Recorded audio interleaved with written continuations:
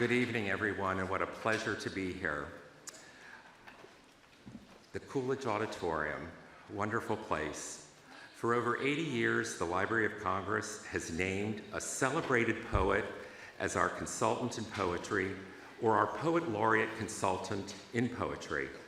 The second title is a bit long, I know, but since the 1985 law establishing it also said the position is, quote, equivalent to that of Poet Laureate of the United States, we like to stick with that. Previous consultants and laureates include Elizabeth Bishop, Gwendolyn Brooks, Robert Frost, and most recently, Tracy K. Smith, Joyce Harjo, and Ada Limon. Our last three laureates were a huge success, and we knew whoever would follow had to be a showstopper.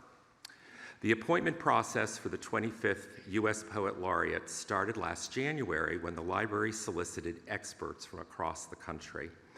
Former laureates, as well as booksellers, critics, editors, scholars, literary, nonprofit, and foundation directors, and so on. We received almost 120 nominations from experts across the country. Scholars, editors, reviewers, bookstore owners, and past U.S. Poets Laureate. And an internal recommending committee put forth its recommendations. Very heavily vetted, as you can tell. One poet stood out, and I'm thrilled to call him onto the stage tonight. Arthur Sze is the author of 12 books of poetry. Most recently, Into the Hush and The White Orchard, selected interviews, essays, and poems, both published this year. He has also published 2 collections of Chinese poetry in translation and edited Chinese writers on writing. His own poetry has been translated into 15 languages, including Chinese, Dutch, German, Portuguese, and Spanish. If you get the sense that translation is important to our new laureate, you're on to something. Stay tuned. Arthur has also won many, many awards throughout the years, including a National Book Award, the Bollingen Prize for American Poetry, the Ruth Lilly Poetry Prize, the Shelley Memorial Award, and the Jackson Poetry Prize.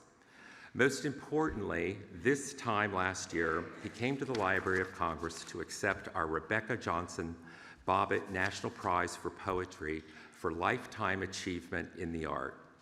For his Bobbitt Prize event, Arthur gave a lecture titled Lines of Sight and Beyond.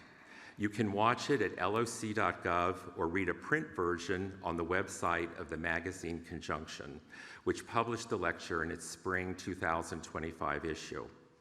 Arthur used the lecture to talk about his coming to poetry as well as detail why poetry matters to him. He says, and I quote, "Poetry is our essential language, and it is as essential to me as breathing.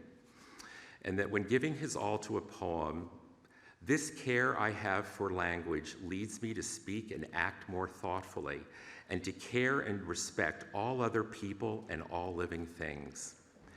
There are many ways to appreciate Arthur's poetry, but I want to point out these 2. The connection to the breath and the body of his poems, as well as to the moral charge at their heart. In addition to writing, Arthur has done much in the service of art. He is a Chancellor Emeritus of the Academy of American Poets and a Professor Emeritus at the Institute of American Indian Arts, where he taught for many decades. He was also the first Poet Laureate of Santa Fe, where he lives with his wife, the poet Carol Muldaugh. Here to help us celebrate Arthur is Congresswoman Teresa Ledger Fernandez, who represents Arthur's home district. Congresswoman, welcome.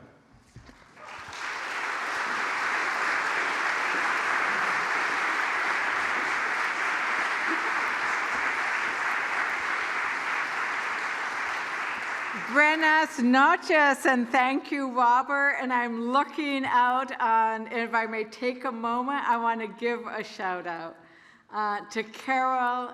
And my children went to school with their daughter, Sarah. So let's give a shout out to them. So we gather here to celebrate a poet who has carried New Mexico's light across the world and who now brings it to our library. Arthur once called the laureateship a servant's position. I love that because a poet at their truest is more than a writer. A poet is a seer, a truth teller, a heart wrencher. If reporters write the first draft of history, poets carve the first lines of truth. Arthur, you have carved those lines to braid together cultures, landscape, languages, and the fragile everyday miracles that too often slip past unnoticed. Poets like you are the master of the details, those small, dazzling, devastating, ancient, intimate details that make up this little O we call Earth. Your poems hold the smallest bead of existence and show us the cosmos inside it, which is why your poetry is a compass for so many. Arthur, as a Nuevo Mexicana, I feel a special pride tonight because you carry the topaz light of our desert skies, the fresh collaborative waters of our acequias, the pinon breeze of our mountains, and the deep wisdom nurtured at IAIA, where you shaped generations of young writers. New Mexico is a place where cultures meet, translate, and transform. So it is fitting that your laureateship will focus on the translation of poetry. In your poem, Anvil, you catalog the tremors of our lives, sorrow, memory, the tilt of earth itself. And then you tell us, here is the anvil on which to hammer your days. I see this as a call that you've issued to shape meaning even in a time of uncertainty, a call to find purpose even amid the earthquakes of our time. I also believe in the transformative power of awe, A-W-E. New Mexicans know what scientists have now confirmed, that awe, the ability to be amazed in nature or listening to a poem about nature, can make us feel both more connected to the world, kinder, and more compassionate, because we understand how we are dwarfed by the wonder of the world. Close your eyes tonight as you listen to Arthur's poems, so you too can melt in a moment of awe and come out with a deeper appreciation of each other and our fragility. Arthur, may your words as our poet laureate deliver us tolerance, connection, and understanding. May they help our nation slow down in a world that rushes past itself. Arthur, on behalf of New Mexico, on behalf of Congress, on behalf of all who believe in the power of language to heal and stir the soul, muchísimas gracias. We offer you our deepest gratitude tonight and across time. Thank you so very much.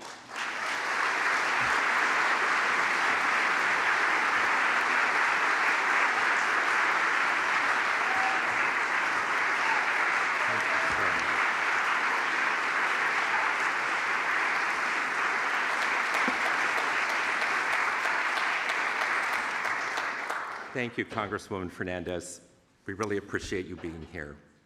Finally, I'd like to say a special thanks to our new laureate. This summer, Arthur got to check out some of the treasured items from our collections, curated by our reference librarians and on display in a few of our historic reading rooms.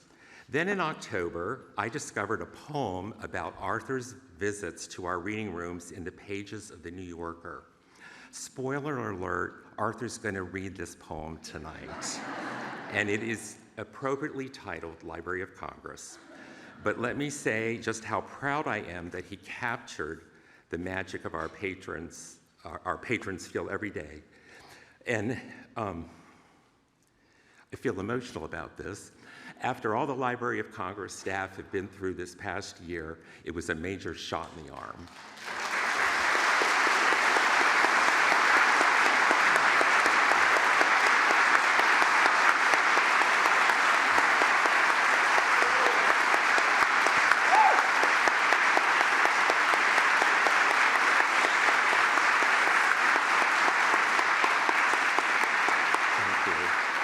Thank you all. Please join me now in welcoming our 25th U.S. Poet Laureate, Arthur Sze.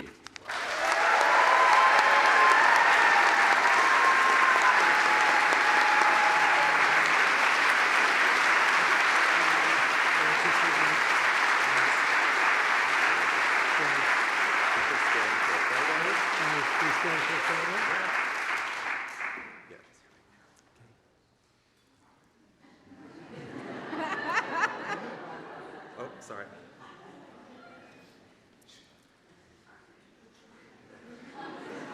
Over here, over there. Good, thank you. Okay, great.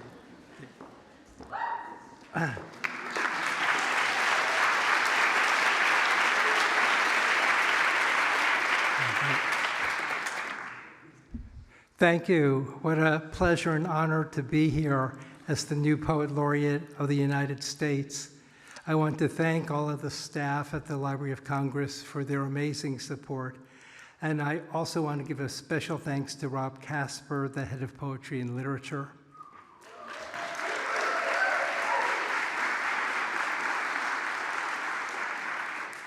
And finally, thank you all for coming. I know many of you have traveled from very far away and made a special effort to be here this evening. I've assembled poems written over a span of 47 years this evening, and I've organized the poems not in a chronological, but in a thematic conversation. I'll just start. Anvil. When a black butterfly flits past, when you glimpse the outlines of apple trees, when you smell the sprig of sunrise and walk up to the ditch, when bearing Aleut, Juma, Tuscarora join the list of vanished languages, when you turn a spigot and irrigate blossoming pear trees, when the time of your life is a time of earthquakes, when a woman hit by a car while crossing the street recovers, then slides into pain, when a Matsutake emerges out of the rubble of Hiroshima, when a bartender blows smoke rings and slips through hoops into his past, when foragers slice ruchulas, amanitas, clitosebes, and pursue red-capped boletes, when water slips through roots, rises through a trunk, streams into leaves, when in our bodies we sway and flood, when you bloody your hands, when the mind like this earth is struck and tilts its axis, when under summer stars you have built a cabin in the wilderness, when you gaze at Aldebaran and sense a first frost on the grass, when in our bodies we ride the waves of our earth, here is the anvil on which to hammer your days.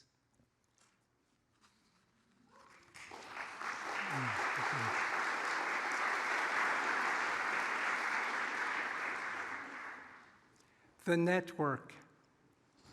In 1861, George Hugh sailed in a rowboat from the Pearl River, China, across the Pacific Ocean to San Francisco. He sailed alone. The photograph of him in a museum disappeared, but in the mind, he is intense, vivid, alive. What is this fact but another fact in a world of facts? another truth in a vast network of truths.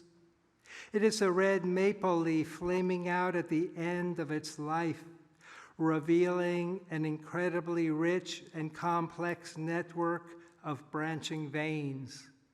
We live in such a network. The world is opaque, translucent, or suddenly lucid, vibrant. The air is alive and hums then. Speech is too slow to the mind, and the mind's speech is so quick it breaks the sound barrier and shatters glass. In the early 1980s, I was searching for how to put more of the world into my poetry. One day, I laid out on the floor 3 separate poems and suddenly saw how they were in conversation and part of something larger.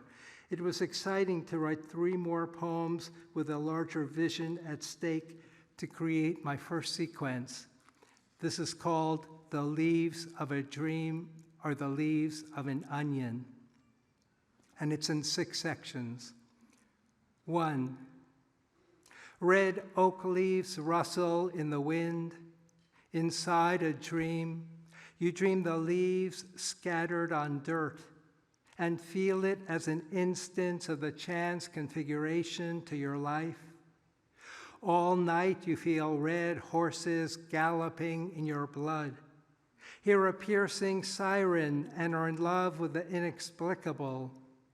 You walk to your car, find the hazard lights blinking, find a rust-brown knife, a trout, a smashed violin in your hands, and then you wake inside the dream to find tangerines ripening in the silence. You peel the leaves of the dream as you would peel the leaves off an onion. The layers of the dream have no core, no essence. You find a tattoo of a red scorpion on your body. You simply laugh, shiver in the frost, and step back into the world. 2. A Galapagos turtle has nothing to do with the world of the neutrino. The ecology of the Galapagos Islands has nothing to do with a pair of scissors. The cactus by the window has nothing to do with the invention of the wheel. The invention of the telescope has nothing to do with a red jaguar.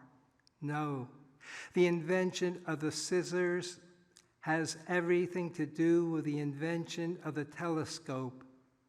A map of the world has everything to do with the cactus by the window.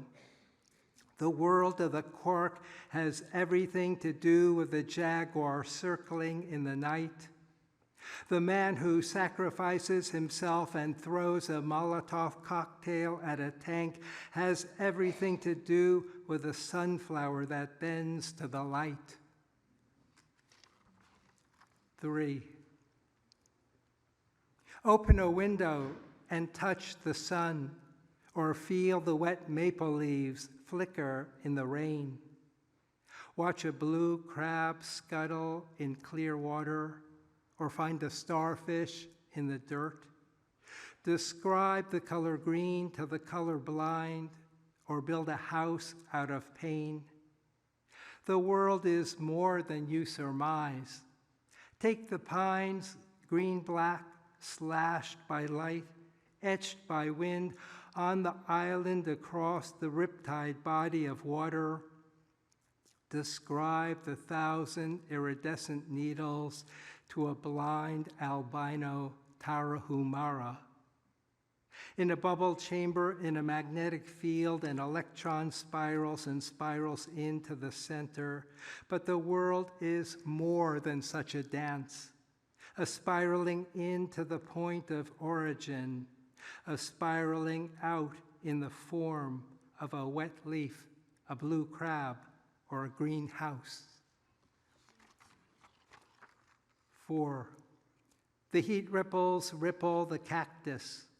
crushed green glass in a parking lot, or a pile of rhinoceros bones give off heat, though you might not notice it. The heat of a star can be measured under a spectrometer, but not the heat of the mind or the heat of Angkor Wat. And the rubble of Angkor Wat gives off heat. So do apricot blossoms in the night, green fish, black bamboo, or a fisherman fishing in the snow. And an angstrom of shift turns the pleasure into pain. The ice that rips the fingerprint off your hand gives off heat, and so does each moment of existence. A red leaf disintegrating in the dirt burns with the heat of an acetylene flame, and the heat rippling off the tin roof of the adobe house is simply the heat you see. 5. What is the secret to a Guarneri violin? Wool dipped in an indigo bath turns bluer when it oxidizes in the air. Marat is changed in the minds of the living. A shot of tequila is related to Antarctica shrinking. A crow in a bar or red snapper on ice is related to the 12-tone method of composition. And what does the tuning of timpani have to do with the smell of your hair? To feel at 30 you have come this far, to see a bell over a door as a bell over a door. To feel the care and precision of this violin is no mistake, nor is the sincerity and shudder of passion by which you live. 6. Crush an apple, crush a possibility. No single method can describe the world. Therein is the pleasure of chaos, of leaps in the mind. A man slumped over a desk in an attorney's office is a parrotfish caught in a seaweed mass. A man who turns to the conversation in a bar is a bluefish hooked on a cigarette. Is the desire and collapse of desire in an unemployed carpenter the instinct of salmon to leap upstream? The smell of eucalyptus can be incorporated into a theory of aggression. The pattern of interference in a hologram replicates the apple, knife, horsetails on the table, but misses the sense of chaos, distorts in its singular view. Then touch, shine, dance, sing, be, becoming, be.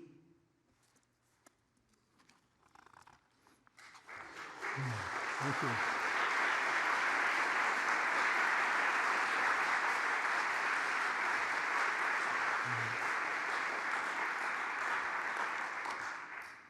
Thank you. This next poem is in the voice of some salt.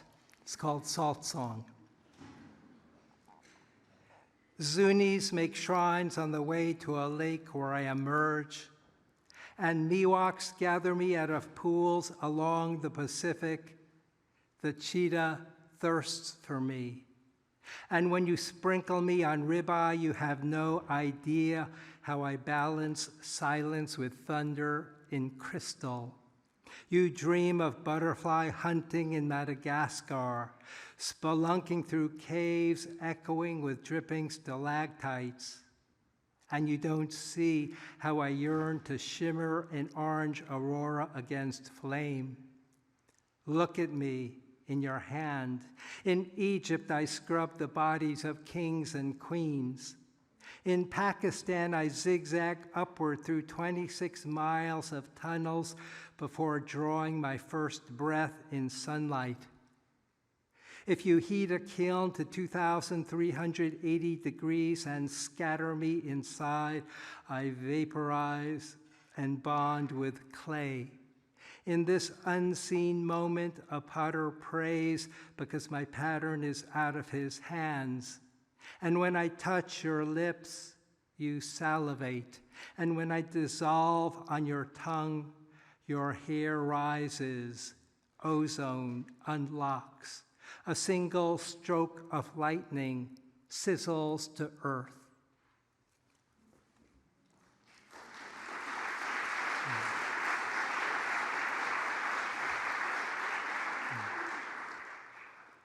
According to New Mexico Magazine, in a December 3rd, 1590 journal entry, Spanish explorer Gaspar Costano de Sosa mentioned small bonfires his cohorts lit to guide a scout back to camp. Years later, New Mexicans marked the path to their doors and the local church with small Sosa-like bonfires on Christmas Eve, symbolically lighting the way for the Holy Family. Today, it's a bags and candles tradition that stretches from California to Maine. In Santa Fe, the Christmas Eve Farolito Walk on Kenyon Road is a beloved community event. Farolitos. We pour sand into brown lunch bags, then place a votive candle inside each. At night, lined along the driveway, the flickering lights form a spirit way. But what spirit? What way? We sight the flames and swaying within, know the future's fathomless. We grieve, yearn, joy, pinpoints in a greater darkness, and spy sunlight brighten craters on a half-lit moon. In this life you may try to light a match, fail again and again, yet letting go, you strike a tip one more time when it bursts into flame. Now the flames are lights and bags again, and we glimpse the willow tips clutch at a lunar promise of spring.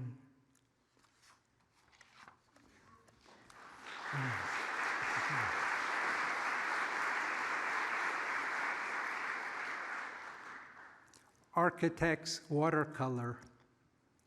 An architect draws a watercolor depicting two people about to enter a meeting room, while someone on the stairway gazes through windows at a park, river, skyscrapers beyond. He does not want to be locked like a carbon atom in a benzene ring, but needs to rotate, lift off, veer along wharves and shoreline. In the acoustics of this space, he catches a needle bounce off a black granite floor, wanders from a main walkway, encounters prickly pear, burned purple in wind. In the ocean gusts before dawn, he yearns for a Mediterranean spray where sunlight tingles eyelashes, where sand releases heat under the stars. In the atrium, two violinists launch fireworks of sound that arc, explode, dissolve into threads of melodic charm. Here, slate near a pool of water absorbs sunlight, releases ripples into the evening, and in this space, each minute is encounter. He steps out and makes footprints on sidewalk dusted with snow.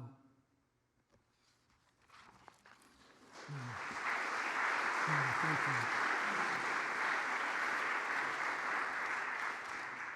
This next poem is a sequence from almost 20 years later from the first sequence.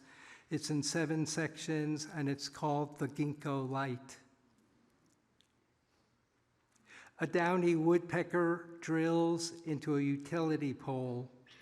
When you cut stems, arrange tulips in a vase, I catch a down bow on the A string, beginning of Song of the Wind.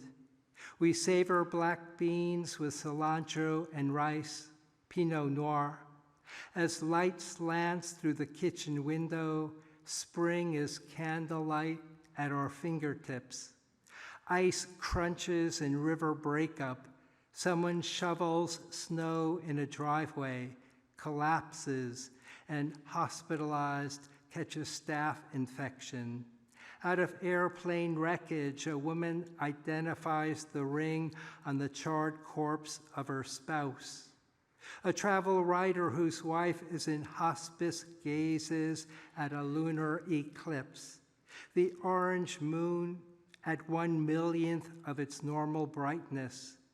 A 1,300-year-old lotus seed germinates.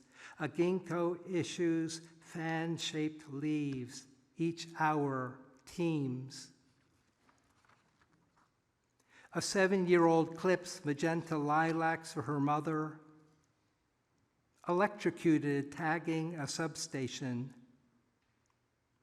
Patter of rain on skylight. Manta rays feed along a lit underwater cove. Seducing a patient he did not anticipate plummeting into an abyss. Over Siberia, a meteor explodes. I am happiest here, now. Lesser goldfinch with nesting fiber in its beak. Love has no near or far. Near Bikini Island, the atom bomb mushroomed into a fireball that obsidianed the azure sky. Splayed palm leaves, iridescent black in wind. That fireball moment always lurks behind the retired pilot's eyes, even when he jokes, pours vodka, displays his goggles, medal, leather jacket hanging from a peg. A woman hums as she works with willow, X-Acto knife, magnifying lens to restore a Hikaria Apache basket. She has no glimmer, a zigzag line is beginning to unravel, does not know within a decade she will unload a slug into her mouth. Through a moon gate, budding lotuses in a pond. You're it. He stressed rational inquiry, then drove south into the woods, put a gun to his head, vaporized into shadows. Quince and peach trees leafing below the ditch. Succession and simultaneity, the branch-like shapes in their sheets. Pizzicati, up the river we will go. August 6th, 1945.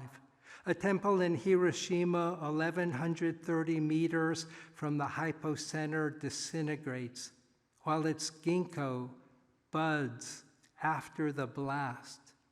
When the temple is rebuilt, they make entrance steps to the left and right around it. Sometimes when fingers annihilation before breaking into bliss. A mother with Alzheimer's knows her son, but not where she lives or when he visits. During the Cultural Revolution, Shumaw scrubbed 1 million dishes on a tanker and counted them in a trance. A dew point is when a musher jogs alongside her sled dogs, sparing them her weight on the ice to the finish. Loaves of bread on a rack. A car splashes a newspaper vendor on a traffic island. On the road of days, we spot zodiacal light above the horizon. Astronauts have strewn footprints and streptococcus on the moon. Chance sparks the prepared mind. A Cooper's hawk perched on a cottonwood branch quickens or synapses. In the orchard, the sound of apricot blossoms unfolding. Mosquito larvae twitch water at the V-shaped berm that pools runoff to the pond. We do not believe we trudge around a flaming incense burner on a road of years. As fireflies brighten, we long to shimmer the darkness with streamers. A pickup veers toward, then away, skewing light across our faces. As light skews across our faces, we are momentarily blinded and directionless, have every which way to go. Lobelia flowers in a patio pot. A neighbor hands us 3 bib lettuces over a fence. A cricket stridulates outside the window, and while we listen to our exhale, inhale, ephemera become more enduring than concrete. Ginkgos flare out. A jagged crack spreads across windshield glass. We find to recoil from darkness is to feed the darkness. To suffer in time is dichotomous venation to effloresce the time. One brisk morning, we snap to layers of overlapping fanned leaves scattered on the sidewalk. Finger, a scar on wrist, scar on abdomen.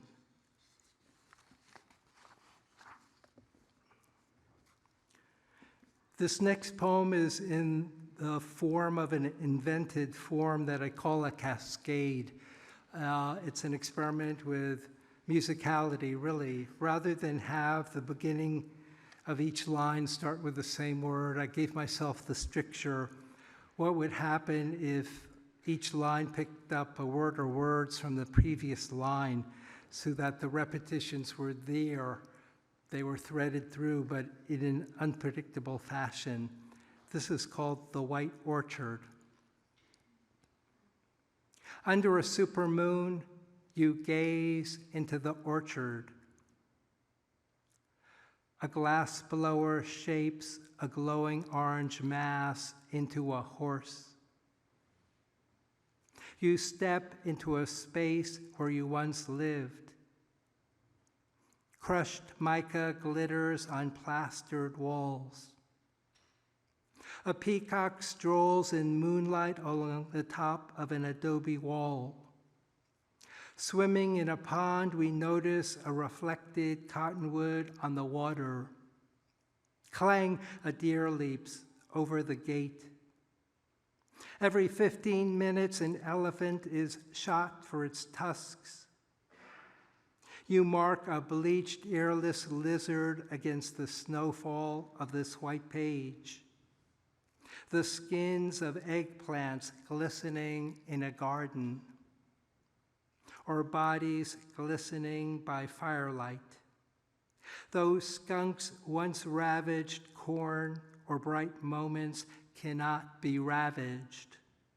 Sleeping near a canal, you hear lapping waves. At dawn, waves lapping and the noise of men unloading scallops and shrimp. No noise of gunshots. You focus on the branches of 100-year-old apple trees. Opening the door, we find red and yellow rose petals scattered on our bed. Then light years. You see pear branches farther in the orchard as the moon rises, branches bending under the snow of this white page.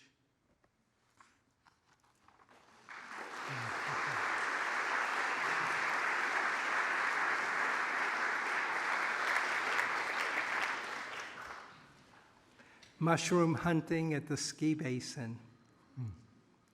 Driving up the ski basin road, I spot purple asters and know it is time. Near a blood-red, white-flecked amanita, I dig 2 red-capped boletes out of the earth. Green-stained lactarius, and yellow-capped Cortinarius vanished decades ago. But hunting mushrooms, I deepen through repetition. A dancer repeats steps until she no longer knows any steps. A violinist plays notes until he is living in the marrow of silences. When clouds gather and gather, I cannot predict lightning and rain. I step on dry topsoil, but sense moisture beneath. In this life, if you do not know what you are looking for, how can you find it? A great horned owlet perched on a branch sees into a world at dusk. A bee hovers over a saguaro blossom in noon heat. Foraging among spruce and fir, I wander over an unseen web of mycelium, connecting all roots and branches. A thrumming in my bones marks an underworld beginning to burst into sight.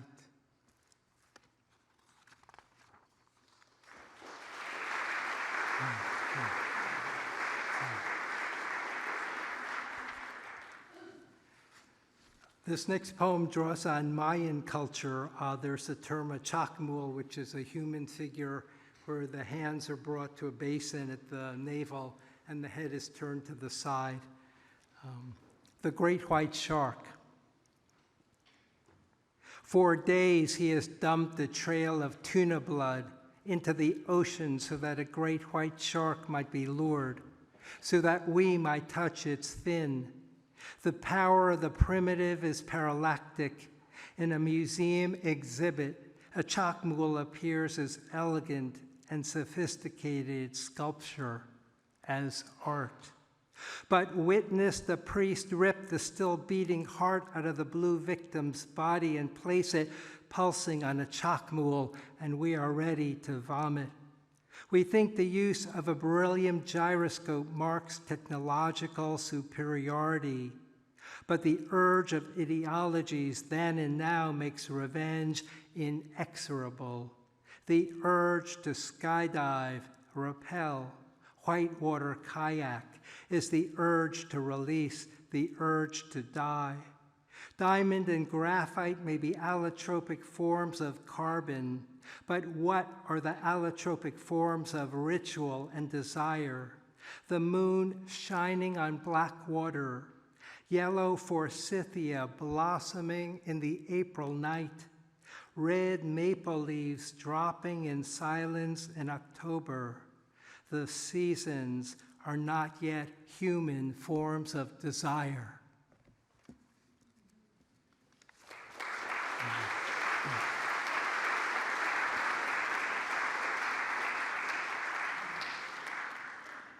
This next poem is in the form of a pantoum, which is a Malay form in 4-line stanzas, where the second and fourth lines become the first and third of the following stanza. And this is the first pantoum I wrote, and as I looked at the repetitions, again, I sort of wanted to work against the easy repetition, so I decided to insert a silence inside of each line to shift the rhythm. This is called Papyrus Pantoum. Coyotes surround a buck staggering in the snow. Under a rising moon, we step along a ridge of white sand. Sandhill cranes return in low V's and land in a cornfield. In Bolivia, they extract lithium out of altiplano salt flats. Under a rising moon, we step along a ridge of white sand. You burn me, torn off papyrus wrapped around a corpse. In Bolivia, they extract lithium out of altiplano salt flats. A claret-cup cactus flowers among sandstone rubble. You burn me, torn off papyrus wrapped around a corpse. Rain makes quicksilver, strikes on the surface of a lake. A claret-cup cactus flowers among sandstone rubble. In twilight we sway and surge into flame. Rain makes quicksilver strikes on the surface of a lake. Coyotes surround, a buck staggering in the snow. In twilight we sway and surge into flame. Sandhill cranes return in low V's and land in a cornfield.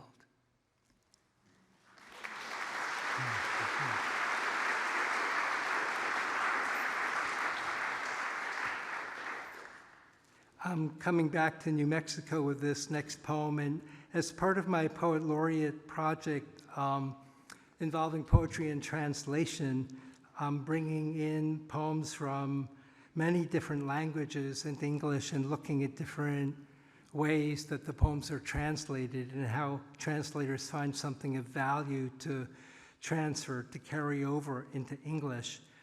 This poem is rooted in Santa Fe, New Mexico, but it actually uses 4 classic Japanese forms: haiku, the tanka, which is 5-7-5-7-7 syllable form, renku, where the 5-7-5 and the 7-7 are spread apart, and haibun, which uses prose and incorporates a haiku at the end. So again, even though this is in English, it was sort of fun to use all of these classic Japanese forms moving and shaping the language. Acequia del Llano. The word acequia is derived from the Arabic asakia, water conduit, and refers to an irrigation ditch that transports water from a river to farms and fields, as well as the association of members connected to it. Blossoming peach trees to the west, steel buildings glint above the mesa. In Santa Fe, New Mexico, the Acequia del Llano is 1.5 miles long and begins at Nichols Reservoir Dam. At the bottom of the dam, an outlet structure and flow meter control water that runs through a 4-inch pipe at up to 150 gallons per minute. The water runs along a hillside and eventually drops into the Santa Fe River. 15 families and 2 organizations belong to this ditch association, and the acequia irrigates about 30 acres of gardens and orchards.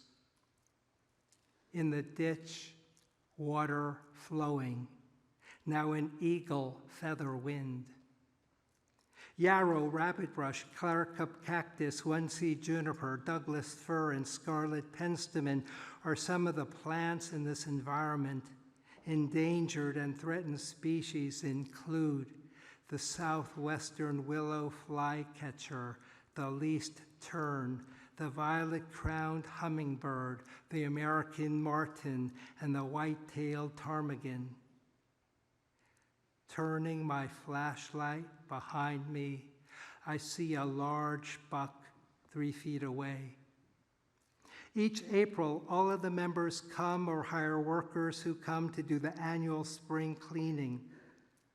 This involves walking the length of the ditch using shovels and clippers to clear branches, silt, and other debris, twigs, pine needles, plastic bags, cleared today before moonrise.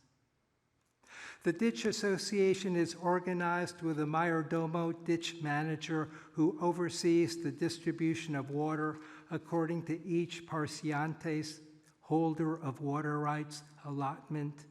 The acequia runs at a higher elevation than all of the land held by the parcientes, so the flow of water is gravity-fed. Crisscrossing the ditch, avoiding cholla, I snag my hair on branches. Each year, the irrigation season runs from about April 15th to October 15th. On Thursdays and Sundays, At 5:30 a.m., I get up and walk about a quarter of a mile uphill to the ditch and drop a metal gate into it. When the water level rises, water goes through screens, then down 2 pipes and runs below to irrigate grass, lilacs, trees, and an orchard. Across the valley, 10 lights glimmer from hillside houses. Orion and other constellations of stars stand out at that hour. As it moves towards summer, the constellations shift, and by July 1st, when I walk uphill, I walk in early daylight. By mid-September, I again go uphill in the dark and listen for coyote and deer in between the piñons and junipers. One by one, we light candles on leaves. Let them go flickering downstream. The Ganges River is 1,569 miles long. The Rio Grande is 1,896 miles long.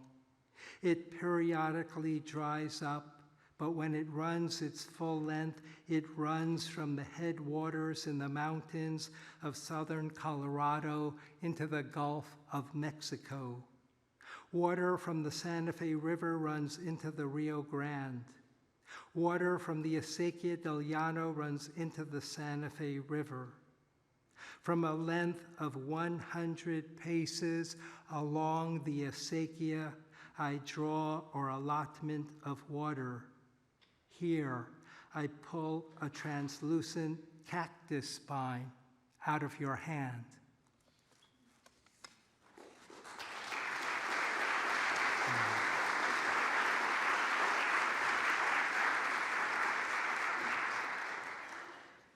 Transpirations. Leafing branches of a backyard plum. Branches of water on a dissolving ice sheet. Chatter of magpies when you approach. Lilacs lean over the road, weighted with purple blossoms. Then the noon sun shimmers the grasses. You ride the surge into summer. Smell of piñon crackling in the fireplace. Blued notes of a saxophone in the air. Not by sand running through an hourglass, but by our bodies igniting. Passing in the form of vapors from a living body. This world of orange sunlight and wildfire haze. World of iron filings pulled toward magnetic south and north. Pool of quicksilver when you bend to tie your shoes. Standing, you well up with glistening eyes. Have you lived with utmost care? Have you articulated emotions like the edges of leaves? Adjusting your breath to the seasonal rhythm of grasses? Gazing into a lake on a salt flat and drinking in reflection the Milky Way. Thank you.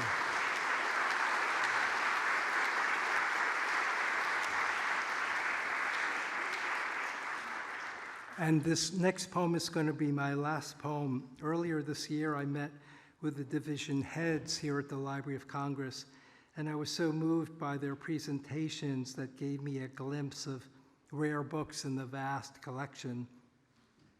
I need to say that the Library of Congress is not just a national treasure, it's a world treasure.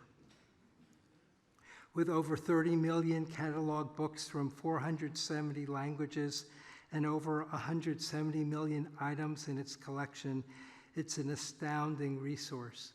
In my short visit, I was particularly moved to hear Pablo Neruda read in Spanish the opening to his poem, The Heights of Machu Picchu. I believe that was in 1966. And I also saw poems in woodblock print by Tao Chen, a Chinese poet who lived from 365 to 427 Common Era, and whose poems I've translated into English. And I also saw Vey script for the very first time. So I went home and I played with these moments, and they kind of coalesced. So this is my first poem that is English but has Spanish and Chinese in it. Library of Congress. You peer down a lit corridor on the 5th tier of stacks, where a million books breathe on shelves. Here's a book on neutrinos captured in Antarctica. Here's another on solar flares. A curator displays a book in Vey script and points to a triangle with 2 dots. You wonder if you are looking at a pregnant woman, an enslaved man, or a human ear. You pull a book off a shelf and opening it here, del aire al aire como, then snap it shut. The air hums with honeybees. A second curator points at glittering gold script. Though you can't divine a word, you guess Farsi and dive into the marlin blue depth of the page. A third curator shows you Xinyuan, woodblock printed on mulberry paper, and as you read, a distant mind leaves the earth around it. You smell daylilies in a courtyard and know you may caravan to Timbuktu, but there's no pear blossom end to what's within reach. Thank you. Thank you. My pleasure. Thank you so much. Thank you. Thank you.